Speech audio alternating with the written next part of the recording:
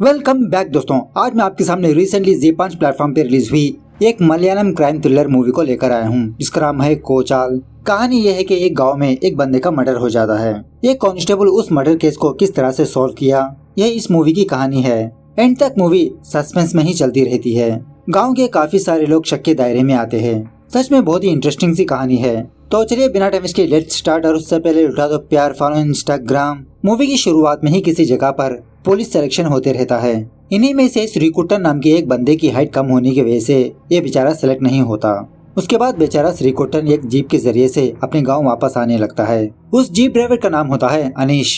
श्रीकुट्टन की हालत को समझकर श्रीकुट्टन से कहने लगता है कि श्रीकुट्टन तुम दुखी मत हो, मैं भी एक टाइम पहले वॉलीबॉल प्लेयर बनना चाहता था। जॉब करने के लिए जब मैं गल्फ गया था, वहाँ पर मेरा पैर का एक्सीडेंट हो गया, तो मैं समझ गया कि मेरा वॉलीबॉल का सपना ही रह जाएगा। इसीलिए दोबारा अपने गांव आकर ऐसे जीप चला रहा हूँ। तुम भी बिना दुखी होकर एक छोटी मोटी जॉब कर लो। ऐसे ही कुछ लोगों की किस्मत में लिखा होता है। खैर, श्रीकुट्टन के गाँव में ही पहली नाम का एक बंदा होता है, जो अपने गाँव के लोगों को ब्याज पर पैसे देते रहता है। अगर कोई भी बंदा टाइम पर पैसे नहीं देता तो पहली के पास काम करने वाला बाबू उन लोगों को मारने पीटने लगता, उनके घर के सामान खाली करने लगता। अब उसी गांव में नलिनन नाम का एक बूढ़ा आदमी रहता है। इसका काम सिर्फ चुगली करने का होता है, मतलब यहाँ की बात वहाँ, वहाँ की बात यहाँ। उसी तरह अपने गांव में रूमर्स फैलाना। खैर, श्रीकुट्टन घर आने के बाद जब ये बात अपने फादर को बताता है तो इसका फादर राजन श्रीकुट्टन को ये बात लाइटली लेने के लिए कहता है। मतलब यहाँ पर श्रीकुट्टन और राजन के बीच बाप बेटे का नहीं बल्कि बेस्ट फ्रेंड का रिलेशनशिप होता है।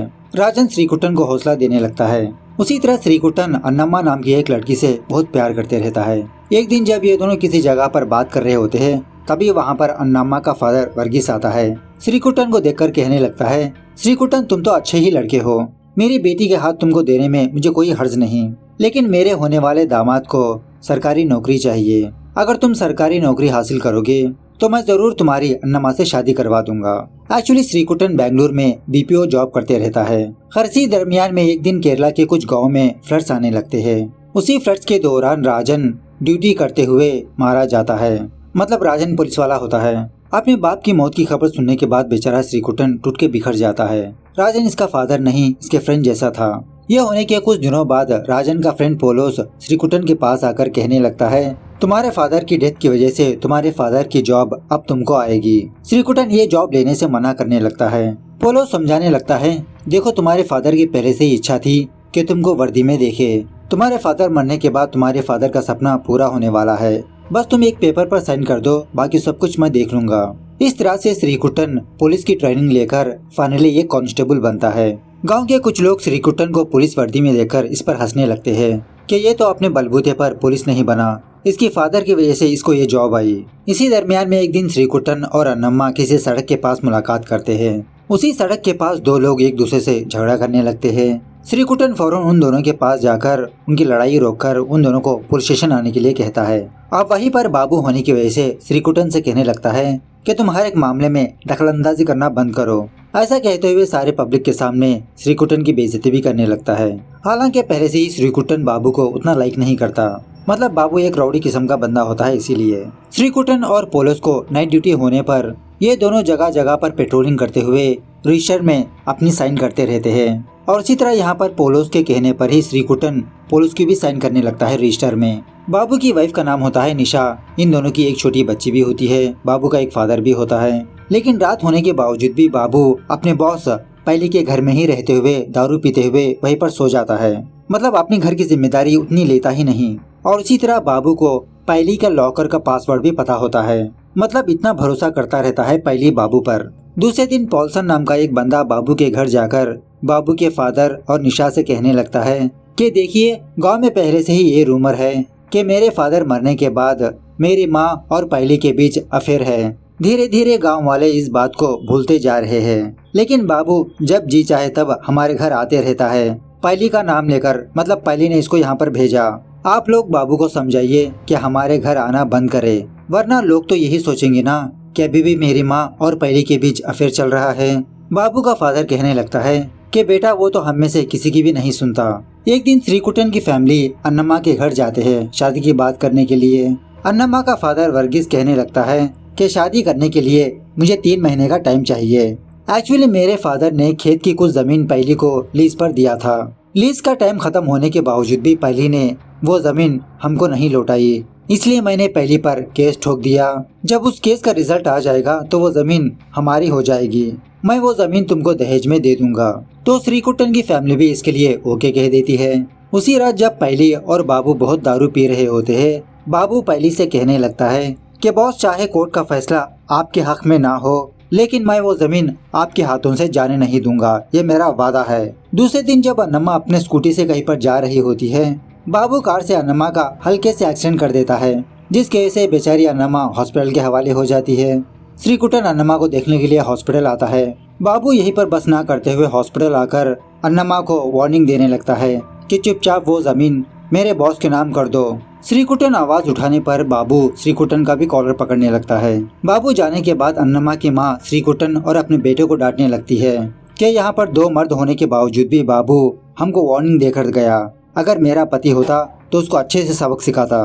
खैर, जब ये बात वर्गीस को पता चलती है, वर्गीस फौरन पहली के घर जाकर उसके आदमियों को मारने पीटने लगता है, वार्निंग देने लगता है, अगर मेरी बेटी को कुछ हुआ तो मैं तुम लोगों को नहीं छोड़ूंगा।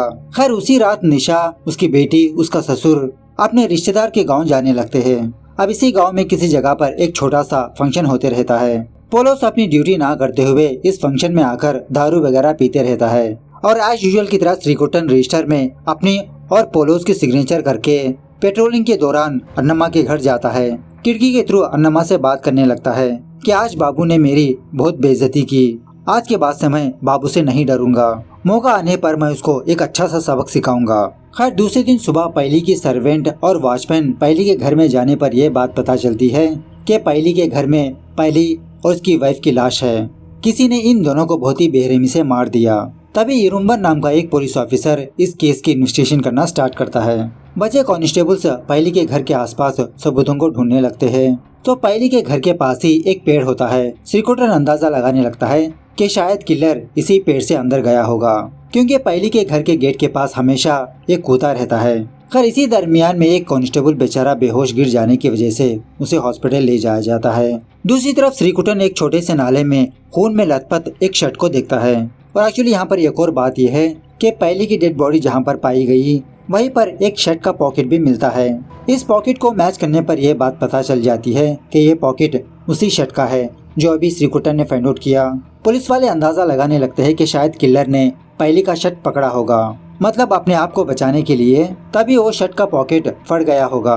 खैर, अब श्रीकुट्टन ने ही उस शर्ट को फाइंड आउट किया था ना। इरुम्बन श्रीकुट्टन को एक केस खत्म होने तक इसी के पास रहने के लिए कहता है, एज ए हेल्पिंग की तरह। उसके बाद इरुम्बन वॉचमैन को बुलाकर पूछने लगता है, क्या तुमने इस शर्ट को पहले कभी देखा था? वॉचमैन कहने लगता है कि यह शर्ट तो बाबू का है, कल तो हमारे साहब और बाबू के बीच एक छोटा सा झगड़ा भी हुआ था। एक्चुअली आज सुबह पहली का रिश्तेदार सन्नी आकर पहली से कहने लगा कि तुम बाबू पर हद से ज्यादा ही भरोसा कर रहे हो। उसने रिसेंटली वर्गीस की बेटी पर हमला किया, कल किसी और बंदे को मार के तुम्हारा नाम लेगा, तुम फंस सकते हो। आज के बाद से तुम उसको अपने घर में मत आने देना, जो कोई भी काम है मैं संभाल लूंगा। उसी वक्त जब बाबू पहली के घर में आने की कोशिश करता है, पहली की वाइफ बाबू को घर से बाहर ढकेल देती है। खैर, प्रेजेंट पर इरुम्बन निशा और उसके ससुर को पुलिस स्टेशन बुलाता है। इन दोनों से पूछने लगता है कि मर्डर के समय बाबू कहाँ पर था। क्राइम स्पॉट पर बाबू का शर्ट मिला हमको। निशा कहने लगती है कि सर, जब बाबू एज ए वैन ड्राइवर की तरह काम करता रहता है, मतलब वैन में कोई लोड अनलोडिंग का काम होगा तो बाबू को बुलाते हैं। कल रात को भी बाबू को किसी ने कॉल करने पर वो काम पर चला गया, अभी तक घर वापस नहीं आया, कहाँ पर है मुझे भी नहीं पता। बाबू जाने के बाद हम तीनों भी हमारे रिश्तेदार के घर चले गए दूसरे गांव। जाने से पहले मैंने बाबू के शर्ट को धोकर बाहर सुखाने के लिए रख दिया। उसके बाद पुलिस वाले बाबू के फोन को ट्रैक करके उसका लोकेशन पता करके फाइनली बाबू को गिरफ्तार कर ही लेते हैं। बाबू को गिरफ्तार हुआ देखकर श्रीकुट्टन बाबू पर हंसने लगता है हल्के से।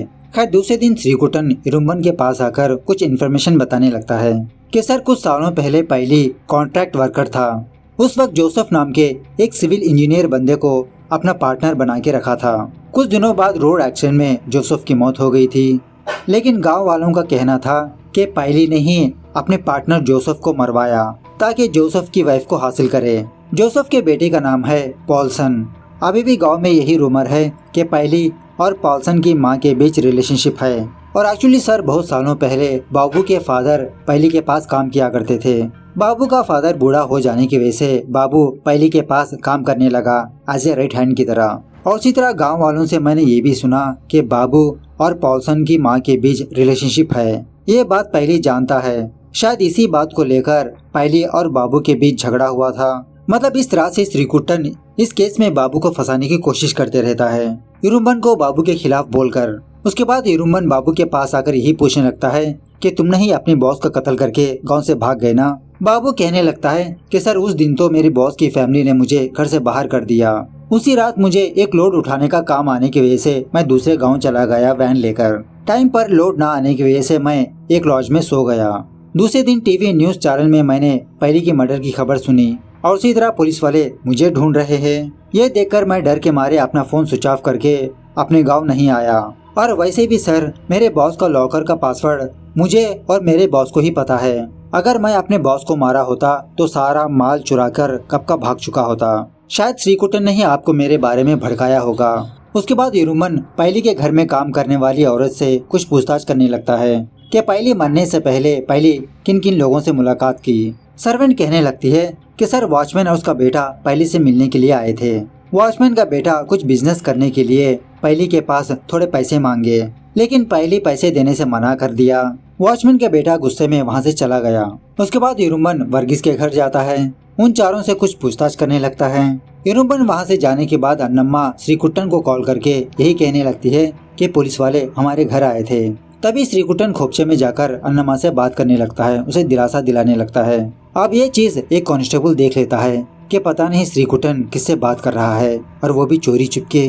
सो वो कांस्टेबल इरुम्बन के पास आकर कहने लगता है कि सर आप इस केस में श्रीकुट्टन पर इतना भरोसा मत कीजिए। पहली केस में वर्गीस भी सस्पेक्ट है ना सर। अब श्रीकुट्टन वर्गीस का होने वाला दामाद है। अगर वर्गीस के खिलाफ कोई सबूत मिलेंगे तो श्रीकुट्टन उन सबूतों को ऊपर नीचे करने के चांसेस है। और उसी तरह श्रीकुट्टन और बाबू के बीच काफी सारी बार तकरारें हुई, इसीलिए शायद बाबू को इस केस में फंसाना चाहता है। श्रीकुट्टन बाबू के खिलाफ सबूतों को भी प्लान कर सकता है। सो इरुम्बन श्रीकुट्टन का नाम भी सस्पेक्ट लिस्ट में ऐड कर लेता है। इसी दरमियान में इरुम्बन को यह बात पता चलती है कि नाइट पेट्रोलिंग के वक्त श्रीकुट्टन पोलोस की साइन कर रहा था। यही बात को लेकर पुलिस डिपार्टमेंट श्रीकुट्टन को सस्पेंड कर देती है। मतलब इरुम्बन श्रीकुट्टन को इस केस से दूर ही कर देता है, लेकिन फिर भी श्रीकुट्टन पर्सनली इस केस को इन्वेस्टिगेशन करने लगता है। सो एक रात श्रीकुट्टन पोलोस को समझाने लगता है कि किलर ने पहली को पीछे से वार किया, मतलब उसका गला काटा गया, जिसका मतलब पहली ने किलर को नहीं देखा होगा। तो ऐसे टाइम पर पहली के हाथ पर वो शर्ट का पॉकेट का टुकड़ा कैसे आया होगा। कोई जानबूझ के बाबू को इस केस में फंसाने की कोशिश कर रहा है। खैर दूसरे दिन जब श्रीकुट्टन अनिश की गाड़ी के पास होता है, तभी नलिनन निशा के साथ वहाँ पर आकर कहने लगता है कि निशा बाबू को बेल दिलवाने के लिए कोर्ट जा रही है। श्रीकुट्टन तुम तो सस्पेंड हो चुके हो ना, निशा को कोर्ट ले जाओ। लेकिन श्रीकुट्टन मना करने की वजह से अनिश अपनी गाड़ी में निशा को कोर्ट ले जाने लगता है। वो लोग जाने के बाद नलिनन कुछ लोगों से कहने लगता है कि इस अनिश को भी पूरी तरह से भरोसा नहीं किया जा सकता। मैंने सुना है अनिश और कुछ औरतों के बीच अफेयर चल रहा है, और उसी तरह निशा के साथ भी। वहाँ का एक बंदा नलिनन से कहने लगता है अगर ये बात बाबू ने सुन लिया तो तुम्हारी हत्या करके बाबू दोबारा जेल जाएगा।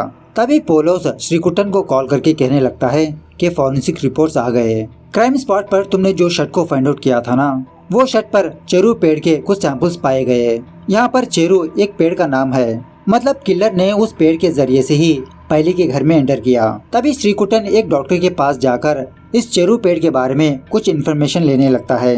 डॉक्टर कहने लगता है कि ये चेरू पेड़ बहुत ही पॉइजनस है। कुछ लोग उस पेड़ की स्मेल से ही बेहोश हो जाते हैं, इसीलिए उस दिन एक कांस्टेबल बेहोश हो गया था। उसी तरह ये डॉक्टर ये भी कहने लगता है कि कुछ लोगों को इस पेड़ की वजह से रैशेस भी आने लगते हैं, बहुत जलन महसूस करने लगते हैं वो लोग। ये जानने के बाद श्रीकुट्टन फौरन कुछ लोकल हॉस्पिटल्स जाकर ऐसे केसेस के बारे में पूछने लगता है कि पिछले 2 दिनों में हॉस्पिटल में ऐसा कोई बंदा आया जिसके हाथ पैर पर रैशेस हो। फाइनली एक हॉस्पिटल की डॉक्टर श्रीकुट्टन को बताने लगती है हाँ कुछ दिनों पहले एक बंदा यहाँ पर आया था, मैंने उसको कुछ मेडिसिन लिख के दी। श्रीकुट्टन दोबारा हर एक मेडिकल स्टोर जाकर इन मेडिसिन को दिखाकर उस बंदे के बारे में पूछने लगता है कि ये मेडिसिन कौन ले गया था। इसी में एक मेडिकल स्टोर वाले बंदे को याद आता है कि कुछ दिनों पहले एक बंदा हेलमेट पहनकर आया था ये मेडिसिन को लेने के लिए। उसी तरह जब मैं लॉटरी टिकट खरीद रहा था, मुझे देखकर वो हेलमेट वाला बंदा भी लॉटरी टिकट खरीदा। तो श्रीकुट्टन जो लॉटरी टिकट को बेचा था उस बंदे के पास से उस हेलमेट वाले बंदे का एड्रेस हासिल कर लेता है। श्रीकुटन फौरन उस बंदे के पास जाकर उसे मार पीट कर पूछने लगता है कि बताओ तुमने पहली का कत्ल क्यों किया। ये बंदा कहने लगता है कि मैंने मेडिसिन को खरीदा अपने लिए नहीं, मेरे फ्रेंड के लिए। जब जब मेरा फ्रेंड यहाँ पर आता रहता है, लॉज में रुकता है। ऐसा कहते हुए ये बंदा श्रीकुटन को एक लॉज का एड्रेस बताता है। उस लॉज के पास जाने के बाद किलर श्रीकुटन को देखकर इससे बचने लगता है। श्रीकुटन उस बंदे को फॉलो करने पर वो बंदा एक बस में बैठकर भागने लगता है। आइन टाइम पर उसी रास्ते से जब अनीस अपनी गाड़ी लेकर जा रहा होता है, श्रीकुटन अनीस के जीप में बैठकर उस बस को फॉलो करने लगता है। इसी दौरान श्रीकुटन अनीस के पैरों पर कुछ रैशेस को देखने लगता है। उसके बाद क्या था, अनीश को कुछ सवाल पूछने पर अनीश वहाँ से भागने लगता है। श्रीकुटन और अनीश के बीच बहुत ही लंबी चेजिंग हाथापाई होने लगती है। फाइनली श्रीकुटन अनीश को इरुम्बन के पास लाता है। अनीश जो हुआ वो बताने लगता है कि मैं बहुत पहले से ही पहली के घर में चोरी करने का सोच रहा था, लेकिन हमेशा बाबू पहली के घर में रहने की वजह से मैं चोरी नहीं कर पाया। जब मुझे ये बात पता चली पहली की फैमिली बाबू को अपने घर से दफा कर दिया, तो पहले तो मैं बाबू के घर जाकर उसकी शर्ट को चुरा लिया और एक पेड़ के जरिए से पहली के घर में जाकर पहली और उसकी वाइफ को मारकर बहुत सारा सामान चुरा लिया।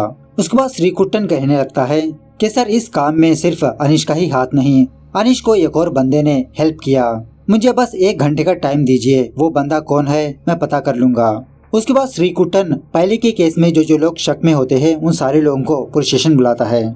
फाइनली श्रीकुटन निशा के पास आकर पूछने लगता है कि तुमने चोरी करने में अनीश की हेल्प क्यों की। तो निशा डरते घबराते हुए जो सच है वो बताने लगती है कि एक्चुअली कॉलेज डेज से ही निशा और अनीश एक दूसरे से बहुत प्यार किया करते थे।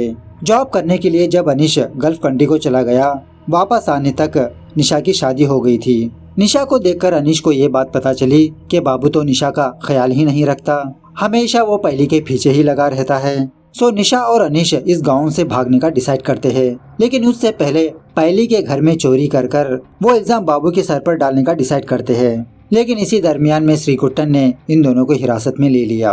खैर ये होने के बाद पोलोस श्रीकुटन से पूछने लगता है कि तुम्हारा शक निशा पर कैसे गया। श्रीकुटन कहने लगता है कि सर निशा ने ये कहा था कि उसने बाबू की शर्ट धोकर बाहर सुखाने के लिए डाल दिया, लेकिन अनीश ने अपने बयान में ये कहा कि अनीश बाबू के घर में जाकर बाबू की शर्ट को चुराया। मतलब इन दोनों की स्टेटमेंट में बहुत डिफरेंस है। सो इस तरह से ये मूवी यहाँ पर द एंड होती है। तो मूवी कैसे लगी कमेंट करके बताना जरूर। मिलते हैं अगली वीडियो में, तब तक take care, bye bye, see you soon.